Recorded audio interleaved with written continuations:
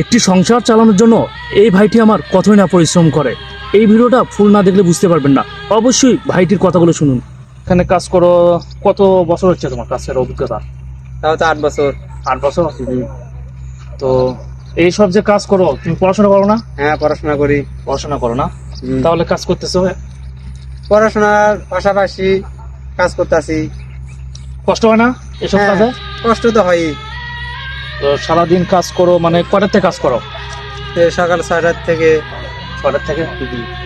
তো এইগুলো ইট যে তুলো কতই না কষ্ট হয়, দেখে তো আমি অনেকক্ষণই দেখতেছি তোমাদেরকে, হ্যাঁ, যে আসলে দেখেও খারাপ লাগতেছে যে এই বয়সে আমাদের বয়সের মানে এইরকম কাজ করতেছো।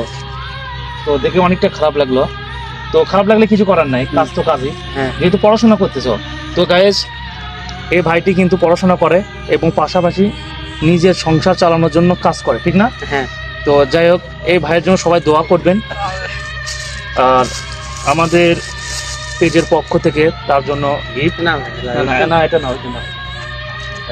তো তার জন্য অবশ্যই অবশ্যই সবাই দোয়া করবেন, ভিডিওটা শেয়ার করবেন।